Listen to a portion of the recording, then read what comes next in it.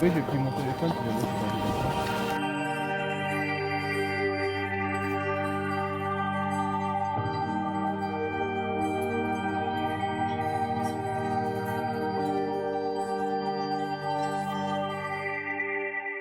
Est-ce que vous aussi, lors d'une randonnée où vous vous promeniez au bord d'une montagne, vous avez déjà observé le paysage et vous vous êtes dit « La vache, est-ce qu'un jour ça va finir par s'effondrer ? Et si oui, quelles seraient les conséquences ?» Si oui, eh ben vous avez fait exactement la même réflexion que les habitants de la ville de Bernex qui ont une épée de Damoclès qui menace de tomber sur eux depuis plusieurs années.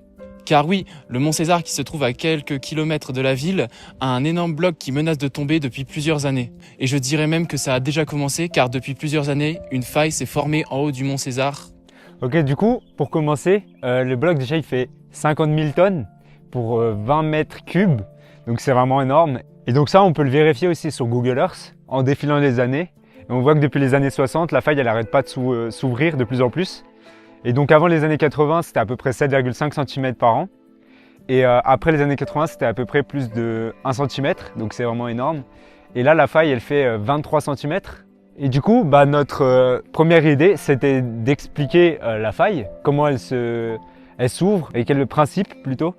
Et on s'est dit que c'était sûrement le gel des gels qui fait donc ouvrir la faille. Et ce mouvement, il a été accéléré avec le réchauffement climatique.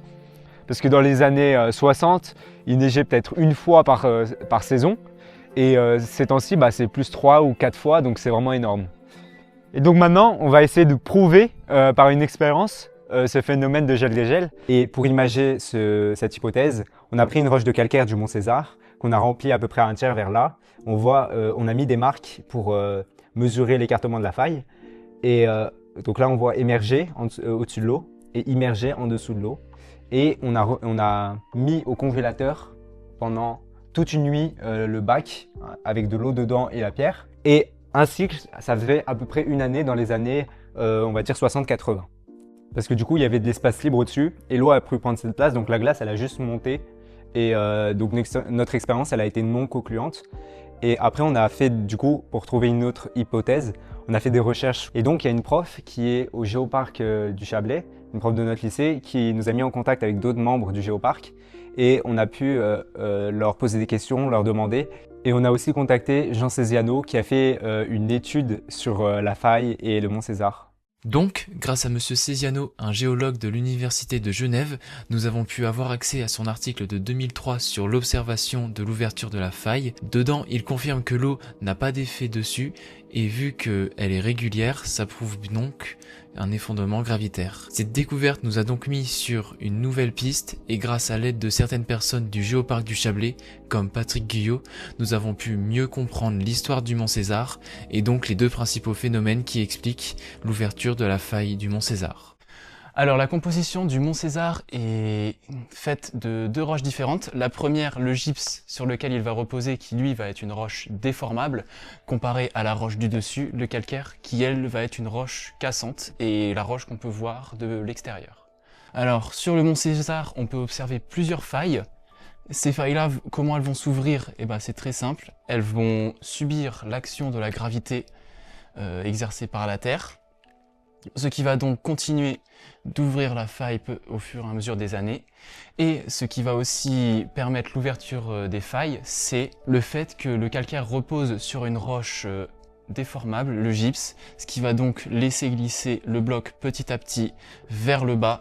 Et au bout de plusieurs années, la faille va atteindre la jonction entre les deux roches, ce qui va donc laisser le bloc tomber. Tout d'abord, pour exprimer l'effondrement gravitaire, ce que nous avons fait, nous avons pris un bac avec un léger fond de sable sur lequel nous avons posé un échantillon du mont César et ensuite nous l'avons incliné au fur et à mesure avec un rapporteur, ce qui nous a permis de connaître l'angle à laquelle la roche va commencer à glisser vers le bas. Donc lors des expériences, on s'aperçoit qu'elle commence à glisser vers 20 degrés, mais on remarque aussi que si on change la face sur laquelle le caillou repose, vu qu'elle est plus petite, l'angle où le caillou commencera à glisser vers le bas sera donc plus petit. Ensuite, pour modéliser la différence entre la pierre cassante et la pierre non cassante, nous avons pris deux couches de polystyrène et nous avons glissé une couche de feutre au milieu. Les couches de polystyrène vont donc modéliser le calcaire et la couche de feutre au milieu le gypse. Et nous allons donc, grâce à une corde, exercer une pression au bout des roches pour voir comment elles vont commencer à se plier et comment elles vont casser. Lors des expériences, on observe que les couches de calcaire vont tout d'abord se casser tandis que celle de feutre va juste contenter d'être compressée ou alors de ne pas se casser et de tout simplement suivre le mouvement. Et on remarque aussi qu'au tout début, la couche du bas de calcaire va tout d'abord se fissurer comparée à l'autre. Et du coup, pour conclure, on a vu que le phénomène d'accélération d'ouverture, il n'était pas causé par gel-dégel, mais par la structure de la montagne et la gravité qui fait pression sur le bloc et qui favorise la formation et l'ouverture de la faille. Donc on pourrait vite penser que ce bloc va d'un coup s'effondrer et causer d'énormes dégâts, alors qu'en fait pas du tout. Grâce à l'analyse vue précédemment dans la vidéo, on a pu voir que le calcaire se brisait très facilement et c'est très certainement ce qui va se passer. Car comme on peut l'observer au pied du mont César, beaucoup de blocs sont déjà présents et c'est sûrement ce qu'attend le bloc qui menace de tomber.